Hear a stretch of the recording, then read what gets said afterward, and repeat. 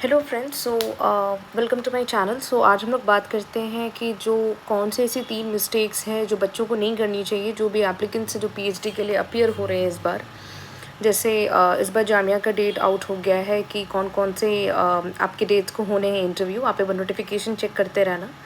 बाकी आज इस वीडियो में हम लोग ये बात करेंगे कि आपको कौन सी ऐसी 3 चीज़ें हैं जो आपको बेसिकली आपको अवॉइड करनी चाहिए रिसर्च प्रपोजल बनाने के टाइम। जब भी आप किसी तरीके के जब टॉपिक को जब आप सोचते हैं और आपके दिमाग में एक वेग आइडिया क्रिएट होता है रिसर्च प्रपोजल को लेके कि हमें किस तरीके से लिखनी है, और आप उसमें डाइवर्स लिटरेचर पढ़ रहे होते हैं, तो आप इस बात का ध्यान रखें कि आपके जो रिसर्च प्रपोजल को जब भी आप बनाएंगे तो वो बिल्कुल ही आपका जो रिसर्च प्रपोजल होना चाहिए बनाते वक्त आपको भी जो भी स्टूडेंट जो भी रिसर्च प्रपोजल बना उनको भी लगना चाहिए कि हाँ ये मेरा एक्सेप्ट होने के लायक है। ठीक है, तो बेसिकली मैं आज 3 मिस्टेक्स के बारे में बात करूँगी। पहला है कि एक वेग टॉपिक चूज़ करना। ठीक है, आप जब भी कोई टॉपिक जब चूज़ करते हैं तो ये आपके दिमाग में होना चाहिए कि ये एक वेग है। ठीक है, और जैसे फेमिनिज़म का आपने टॉपिक लिया, मैं आज फेमिनिज़म के बारे में मैं बात करूँगी। जिनका भी टॉपिक अगर फेमिनिज़म से रिलेटेड है तो शायद वो इस चीज़ को रिलेट कर सकते हैं। तो पहला मिस्टेक वो ये करते हैं कि एक वेग टॉपिक चूज़ कर लेते हैं लाइक फेमिनिज़्म। ठीक है, मैं आपको बताऊंगी कि टॉपिक को नैरो डाउन कैसे करते हैं और आप कैसे किस तरीके से सोच सकते हैं किसी भी टॉपिक से रिलेटेड। तो मान लीजिए कि मैंने एक फेमिनिज़्म लिया जो कि काफ़ी ब्रॉड है और मुझे इसे नैरो डाउन करना है। ठीक है, तो एक एस्पेक्ट पहले हमें चूज़ करना पड़ेगा फेमिनिज़्म का। तो हम मान लीजिए कि जब हम फेमिनिज़्म के बारे में बात करते हैं तो हमारे दिमाग में रेडिकल फेमिनिज़्म आता है, इको फेमिनिज़्म आता है, लिबरल फेमिनिज़्म आते हैं, पोस्ट कॉलोनियल फेमिनिज़्म आता है।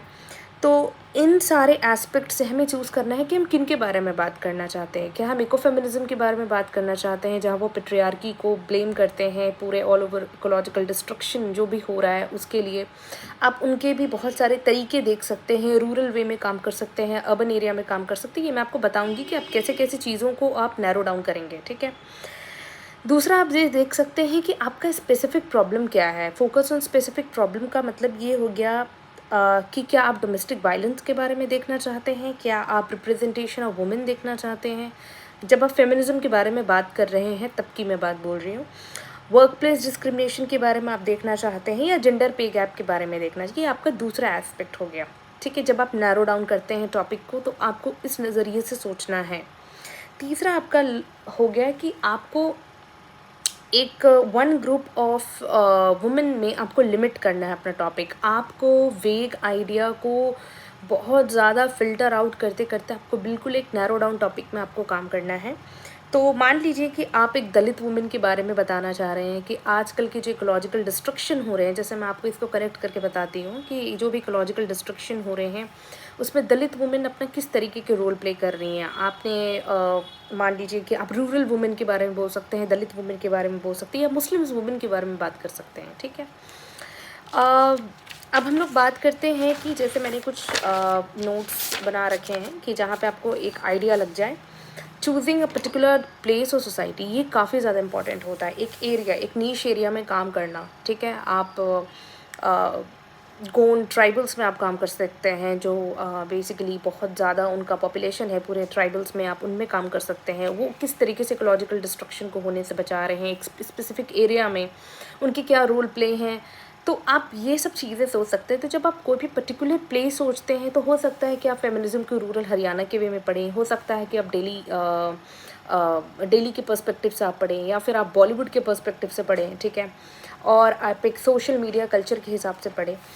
जब हम पूरे के पूरे टॉपिक को जब हम देखते हैं तो हमें ये समझ में आता है कि फेमिनिज्म एक ब्रॉड टॉपिक है और इसका कोई एक स्पेसिफिक इशू है, और स्पेसिफिक ग्रुप एंड प्लेस के बारे में आपको पढ़ना है। आपको टेक्स्ट चीज़ें आपको वो भी स्पेसिफिक होना चाहिए, और एक टाइम पीरियड आपका होना चाहिए कि आप टाइम पीरियड कौन से समय में आप पढ़ना चाहते हैं। मान लीजिए कि आपका टाइम पीरियड हो सकता है आफ्टर 2000 आपका हो सकता है, क्योंकि आफ्टर लिबरलाइजेशन प्राइवेटाइजेशन के बाद चीज़ें बहुत फास्ट चेंज हुई, या फिर 2010 के बाद आप पढ़ सकते हैं। तो एक टाइम पीरियड आपका होना चाहिए। दूसरा मैं आपको ये बताऊंगी तो मैंने आपको ये बताया है कि वेग टॉपिक को आपको नैरो डाउन किस तरीके से करना है। बहुत सारे बच्चे एक बहुत ब्रॉड और बहुत वेग टॉपिक लेकर आ जाते हैं जिसमें टीचर्स हज़ार सवाल उनसे पूछ सकते हैं। तो जब भी आपसे क्रॉस क्वेश्चन हो तो आपके दिमाग में हो कि जितना आप उसको नैरो डाउन करेंगे उतना ज़्यादा आपके लिए ईजी हो जाएगा। दूसरा मैं आपको बताऊंगी कि एक अनक्लियर रिसर्च प्रॉब्लम, ये आपके लिए बहुत बड़ी प्रॉब्लम क्रिएट कर सकता है, जहाँ पे आपका जो रिसर्च गैप है और आपका जो रिसर्च क्वेश्चन है, जो आपके रिसर्च ऑब्जेक्टिव्स है या फिर सिग्निफिकेंस ऑफ पर्पस है, ये आपका बिल्कुल ही क्लियर होना चाहिए। मतलब ये सब कुछ एक दूसरे से आपका मैच करना चाहिए। मैं ये बोलना चाह रही हूँ, आपका जो रिसर्च गैप है, आपने जिस तरीके के भी आपने गैप ढूंढे, मैं आपको बताऊंगी कि नेक्स्ट वीडियो में मैं आपको ये भी बताऊंगी कि कौन कौन से टॉपिक्स में आप काम कर सकते हैं जो मैंने अभी तक एक्सप्लोर किया है। आई थिंक ये सब चीज़ें एक्सप्लोर नहीं है, तो मे भी हो सकता है कि किन्हीं को कुछ नई आइडियाज़ मिल जाए, वो भी मैं आपको बताऊँगी। तो आपका जो रिसर्च गैप है, स्पेशली जो रिसर्च क्वेश्चन है या रिसर्च ऑब्जेक्टिव है, ये आपका बिल्कुल ही एक दूसरे से मैच करना चाहिए। ये आपको ध्यान रखना है, ठीक है। आप ऐसा नहीं कि सेंट्रल क्वेश्चन कुछ और बोल रहे हो, आपका रिसर्च ऑब्जेक्टिव कुछ और है, आप रिसर्च क्वेश्चन आपने कुछ और बोल दिया, नहीं, it shouldn't be like that, ठीक है।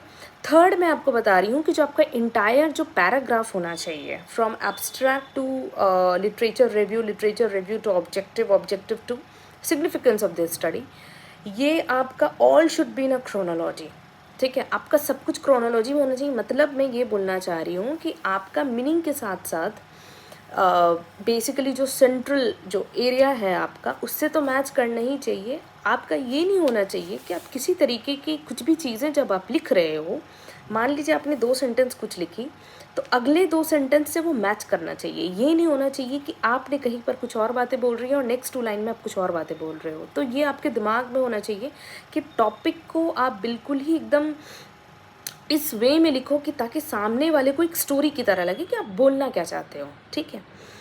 तो ये होना चाहिए। और पैराग्राफ काफ़ी कोहेरेंट होना चाहिए। मैं इस बारे में भी मैं बोलना चाह रही थी। जो आपका पहला सेंटेंस होना चाहिए वो एक मेन आइडिया दे आपके पैराग्राफ का, जो भी आपका मेन सेंटेंस हो। ये नहीं कि आप बिल्कुल एकदम सिंपली वे में आप शुरू कर रहे हो कि ऐसा है वैसा है, no, it shouldn't be like that. आपको बिल्कुल कोर सेंट्रल आइडिया को आपको लेकर चलना है।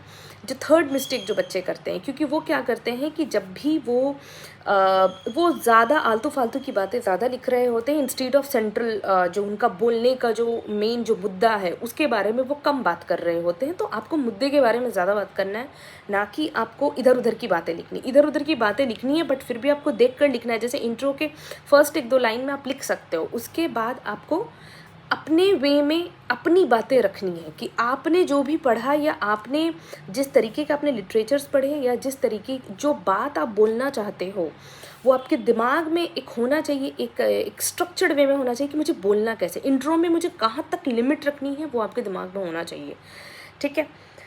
तो आपको अपने पॉइंट से स्टिक रहना है। तो it's very important to stick to the main point, ठीक है। तो हर एक सेंटेंस आपके सेंट्रल आइडिया को सपोर्ट कर रहा होना चाहिए, ये आपके दिमाग में रहना चाहिए, ठीक है।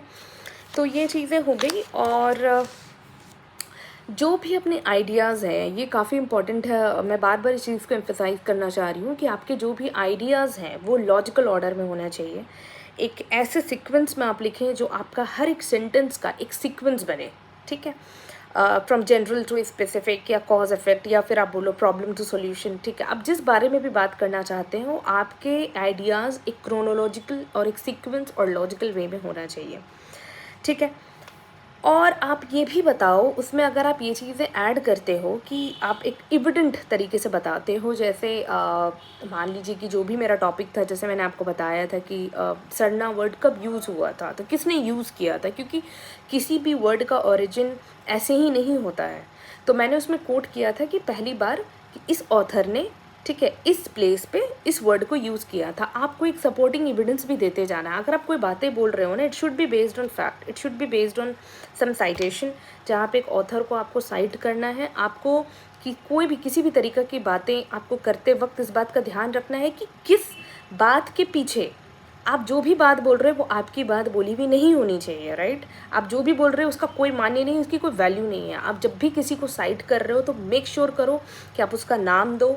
आप हर एक चीज़ों में ध्यान रखो कि ये बातें अगर मैं यहाँ पे लिख रहा हूँ तो क्या इस बात के लिए मुझे सपोर्टिंग एविडेंस देना पड़ेगा, तो आप उसके बारे में खोजो, और अगर नहीं है तो उसको मेंशन मत करो। आप किसी भी चीज़ को आप ऐसे रैंडम वे में मेंशन नहीं कर सकते। तो बहुत सारे बच्चे क्या करते हैं, कोई भी सेंटेंस को एकदम उठापटक लिख देते हैं, तो ऐसा नहीं होता है, ठीक है। आप कोई भी बातें लिख रहे हो विद प्रूफ एंड फैक्ट लिखो, उसमें किसी को साइट करो, अच्छे ऑथर्स को साइट करो, जो अच्छे अच्छे ऑथर्स हैं। कुछ ऐसे लोकल ऑथर्स भी होते हैं जिन्होंने बहुत अच्छी किताबें लिख रखी हैं, जिन्होंने अच्छे जर्नल्स और आर्टिकल्स लिख रखे हैं, तो उनको भी आप कोट कर सकते हो। बट मेक श्योर कि आप ऐसी खाली बातें, क्योंकि आपसे हो सकता है कि बीच से आपको कुछ क्वेश्चंस पूछ दे और आपने बोला आपसे क्वेश्चंस ये इस टाइप के पूछ दे कि आपने ये बातें कैसे लिख दी, ठीक है, इस बातें को किसने बोला है। अगर किसी ने बोला है तो आप मुझे बताओ, ठीक है। तो इस बात का आपको ध्यान होना चाहिए कि बिकॉज बच्चे क्या करते हैं कि लिटरेचर में ही बच्चे ज़्यादा फोकस करते हैं और लिटरेचर में ही वो ऑथर को साइट करते हैं या फिर उस तरीके से लिखते हैं, ठीक है। आप इंट्रो में भी जितना आप इम्पॉर्टेंट चीज़ लिखोगे और जितने बेहतर तरीके से आप ऑथर को साइट करोगे उतना ज़्यादा बेस्ट होगा, ठीक है। तो ये 3 प्रॉब्लम आप लोग बिल्कुल अवॉइड करें। बाकी मैंने आपको बता दिया कि रिसर्च प्रपोजल जब भी बनाएं उसको 100 बार फ़िल्टर आउट करें और उसको देखें कि यहाँ पर फ़िल्टर आउट करने से आपकी चीज़ें क्या निकल कर आ रही हैं। आप उस चीज़ में बिल्कुल ही एक तरफ बनाने के बाद उसको किसी और से आप उसको रिव्यू कराएं ताकि उनका भी एक ओपिनियन निकल कर आए, ठीक है। रिसर्च प्रपोजल को भी आप जो भी अभी देंगे वो एज अ सिनॉप्सिस अभी क्लियर नहीं होगा। Whenever you will take admission it will take some time to finalise it, to basically आप लोग ये भी बोल सकते हैं कि ये भी हो सकता है कि आपके साथ जब वक्त जैसे जैसे गुजरेगा वैसे वैसे आपको भी आप बहुत सारे लिटरेचर्स पढ़ेंगे और आपको ज़्यादा जानकारियाँ होंगी, उसी तरीके से आप अपने प्रपोजल को एडिट करेंगे और फिर आपका REC मेंबर होगा और फिर आपका जो भी टॉपिक है वो फाइनलाइज हो जाएगा। तो मौके मिलते हैं, बट अभी जो भी आप प्रपोजल सबमिट कर रहे हैं उसमें आप लोग ध्यान रखें कि उसको किसी अपने फ्रेंड से या किसी से भी फैमिली मेम्बर्स से अपना एक बार रिव्यू ज़रूर कराएं ताकि आपके समझने में आप जिस तरीके की चीज़ों को रखना चाहते हैं और सामने वाला जो चीज़ समझ रहा है उसमें गैप क्रिएट ना हो, ठीक है। और बाकी जो भी क्वेरीज़ हैं मेरे कमेंट बॉक्स पे आप लोग क्वेश्चंस पूछ सकते हैं ताकि मैं टाइम पे आपको आंसर दे पाऊँ। ओके, ठीक।